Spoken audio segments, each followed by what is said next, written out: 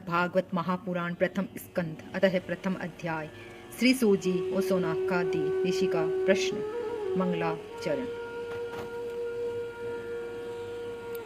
जिसने इन जगत की सृष्टि से स्थिति और प्रलय होती है, क्योंकि वे सभी को सद्रप्त पदार्थों के अनुगत ही है। वह असत्य पदार्थ पृथक है और जड़ नहीं, चेतन है और परतंत्र नहीं, सर्व प्रकाश है, जो ब्रह्मा अथवा हिरणाय गर्भ से नहीं, प्रत्यक्ष उन्हीं अपने संकल्प से ही जिसने भी वेद ज्ञान का दान किया है, उसके संबंध में बड़े बड़े विद्वान भी मोहित हो जाते हैं। जैसे तेजस्वी में ही सूर्य शिरोमणि जल में स्थूलता तथा स्थूल में जल का भ्रम होता है, वैसे ही जिसे त्रिगुण में ही जगत या स्वप्न में मिश्र सृष्टि मिथ्या होने से भी अधिष्ठान सताने सत्य गुरु प्रतीत हो रही है, उस अपनी सर्व प्रकाश ज्योति से सर्वदा सर्वथा और माया से माया कार्य और पूर्ण मुक्त होने वाले परम सत्य पराही परमात्मा का इन हम ध्यान करते हैं। महामुनि व्यास देव के द्वारा निर्मित श्रीमद् भागवत महापुराण के मोक्ष पर्यंत फल की कामना से रहित परम धर्म का निवारण होता है। इससे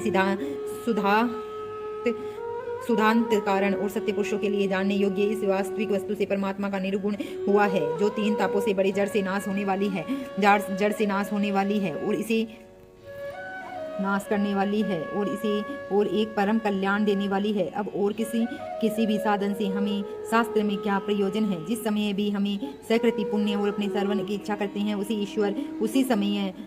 उसी समय अवलंबिक उनकी रिध में आकर बंधी बन जाता। रस्य मर्मज्ञ भक्तजन, ये श्रीमद् भागवत वेद रूप कल्प वृक्ष का पका हुआ फल है। श्री सुखदेव रूप में से तोते के मुख से संबंध हो जाने से इसे परमानंद में ही और सुधा से परिपूर्ण हो गए हैं। इस फल को छिलका, गुठली और आदि तेज अंश तनिक भी नहीं है। यह मूर्तिवान रस है। उसके शरीर में चेतना रहे यथा जब तक इस दिव्य भागवत रस का निरंतर बार बार पान करते रहे, वह पृथ्वी पर ही सुलभ है। कथा आरंभ। एक बार भगवान श्री कृष्ण विष्णु देवताओं के परम पुण्यमय क्षेत्र और नमिष परायण सनक जी ऋषियों ने भी भागवत प्राप्ति की इच्छा से वर्षों तक वर्षों में पूरे आने वाले तथा एक महान यज्ञ का अनुष्ठान किया था। एक दिन उन लोगों ने प्रातः काल अग्निहोत्र आदि नित्य कृतक से निर्वृत होकर सूजी का पूजन किया और उन्होंने ऊंचे आसन पर बिठाकर बड़े आदर से यह प्रश्न किया। ऋषि ने कहा, सूजी, आप निष्पाप है। आपने समस्त इतिहास का पुराण धर्म शास्त्र से विधि पूर्वक अध्ययन किया है तथा उनकी भली भांति व्याख्या भी की है। वेद वेदांत और श्रेष्ठ भगवान बंध्रायण एवं भगवान के सद्य गुण और रूप से जानने वाले दूसरे मुनियों ने जो कुछ भी जाना है, उन्हें किस विषय का ज्ञान है? इसे जब वह वास्तविक रूप में जानती हैं, उनका आपका हृदय बड़ा ही सरल और शुद्ध है और इसी में ही उनकी कृपा से अनुग्रह पात्र एवं गुरुजन अपने ही प्रेमी शिष्य को गुप्त से गुप्त बात भी बता दिया करते हैं। आयुष्मानम, आप कृपा करके यह बताइए कि उन सब शास्त्रों के पुराण से गुरुजनों के उद्देश्यों से कलयुग के जीवों को परम कल्याण का सहज साधन कर आपने क्या निश्चय किया है? आप संत समाज के भूषण, इस कलयुग में प्राहे लोगों की आयु कम हो गई है। साधन करने से लोगों की रुचि और प्रवृत्ति भी नहीं है। लोग आलसी हो गए हैं। उनका भाग्य तो मंद हो गया है और समझ में भी थोड़ा ही है। इसे साथ ही से नाना प्रकार की विघ्न और बाधाओं से घिरे हुए रहते हैं और शास्त्र से बहुत से, परंतु उनमें से एक निश्चय साधन नहीं है।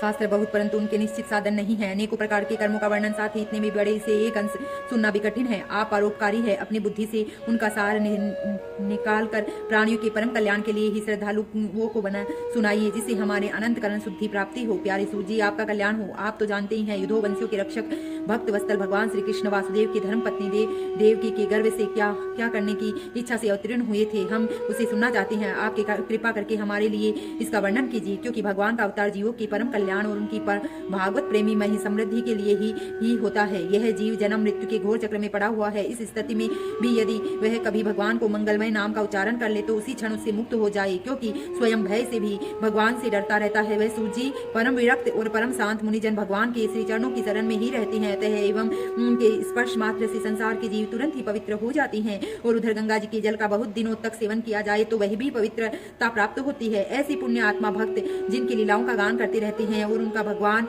का कलिमलहारी पवित्र यश भला ही आत्मशुद्धि की इच्छा वाला ऐसा कौन मनुष्य होगा जो श्रवण न करे? वे लीलाओं के अवतार धारण करते हैं। नारद जी महात्माओं ने अनेकों प्रकार के कर्मों का गान किया है एवं हम श्रद्धालुओं के लिए प्रति आप उनका वर्णन कीजिए। बुद्धिमान सूजी, सर्वसमर्थ प्रभु अपनी योग माया से स्वच्छंदा लीला करते हैं। आप उन श्री हरि की मंगलमयी अवतार कथाओं का भी वर्णन कीजिए। पुण्यकृति भगवान की लीला सुनने से हमें कभी भी तृप्ति नहीं हो सकती, क्योंकि यज्ञ श्रोताओं का पद और पद पर भगवान की लीलाओं से नए रस का अनुभव होता है।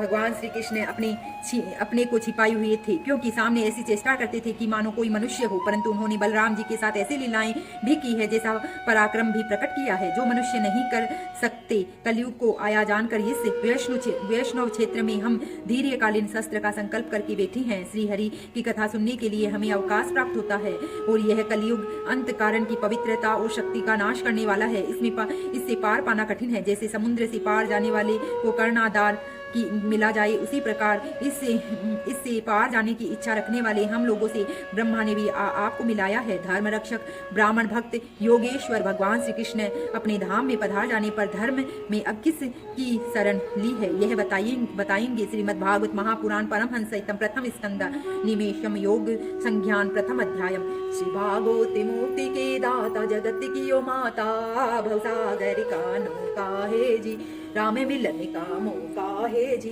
कृष्ण मिलन का मौका है। 18,000 जाकी शाखा कहिए, श्री भागवती मूर्ति के दाता जगत की ओ माता, भवसागर। बोलो कृष्ण भगवान की जय, राधा रानी की जय। कथा को विराम देती हुई कल हम द्वितीय अध्याय पढ़ेंगे और भागवत कथा और भागवत भक्ति का महत्व समझेंगे। जय श्री कृष्ण, राधे राधे।